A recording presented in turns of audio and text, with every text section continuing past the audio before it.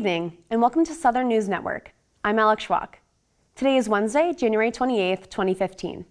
We'll keep you updated on the latest campus events, news, and sports. For campus news, students received emails last week announcing new fines for community living. Remember that it is mandatory to evacuate during a fire drill or emergency situation. Failure to keep your living space clean will result in fines for excessive trash and messiness. Tampering with fire safety equipment, using candles, and unapproved appliances and lighting will continue to be enforced with a charge per occurrence. All of these will result in fines, but will not require accountability meetings. However, violations such as alcohol, pets, theft, and others will result in fees as well as accountability meetings. Now is the time to show your mock pride by signing up as a host for Scholars Weekend today. All students are invited to host a scholar, and there are 3 dates to sign up for. There are signups for the weekends of January 30th, February 20th, and March 20th online. Those who have already signed up for the Scholars Weekend in January will receive a notification with your scholars information before January 27th by email. Resident advisor applications are due Friday by noon. Applicants are required to have 2 recommendations along with the application on MockSync. The next step will be group interviews and then individual interviews. Good luck to all the applicants. Now here's Val with our weekly sports update. I am Valeria Sabate, here to give you the latest in mock sports. The men's basketball team won their 6th straight game in Saturday's 87-77 victory over the 24th ranked Lynn University. Senior forward Steven Battle led the Mocs with 24 points, 15 of which came in the first half. With the win, the Mocs improved their record to 17-1.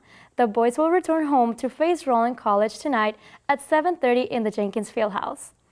Women's basketball snapped a 4-game losing streak on Saturday with a 90-85 victory over Lynn University Fighting Knights.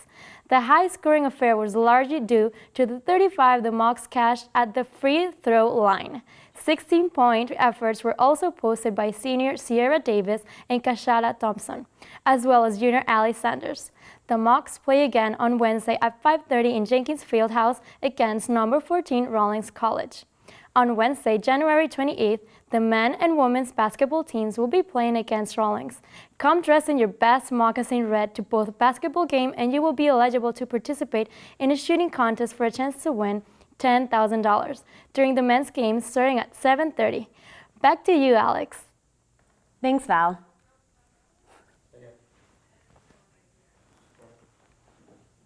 Thanks, Val. In light of the recent spike in cyber attacks, we are taking a look at what Florida Southern is doing to keep our network safe. Rachel Belli has more on the story. U.S. Central Command Center is just one of the many organizations that has had their online accounts compromised. Students utilize similar technology every day, but many are unaware of the precautions that FSC takes to prevent any cyber attacks. This can happen to anybody. So if it can happen to CENTCOM, it could happen to you or to me or any other student. Tech-savvy students like Alex Confer are extra cautious with what they do online using the FSC network. I personally would not feel comfortable transmitting any sort of sensitive data over Florida Southern's network. We've also have 2 networks on campus. So we have what we call a student network, which is all the residence halls and the wireless. And then we have what's in all the academic and business building. And they're 2 separate networks. And we did that because the students really need a much more open network, but we needed to protect our other financial records more. So they can communicate, but there's a firewall in between them, and only certain things go back and forth. It would be nice to see Florida Southern having some sort of outside security consultant come in and say that they are compliant in different standards. We're actually doing a security audit with an outside company. They sent an engineer in, and he sat back in the back room for better part of a week, just scanning the network. Central Information Officer John Thomas and the tech team at FSC are always finding new ways to keep us safe on the web. For Southern News, I'm Rachel Belli. Thank you for joining us for this week's segment of Southern News Network. Join us next week for the latest happenings on campus.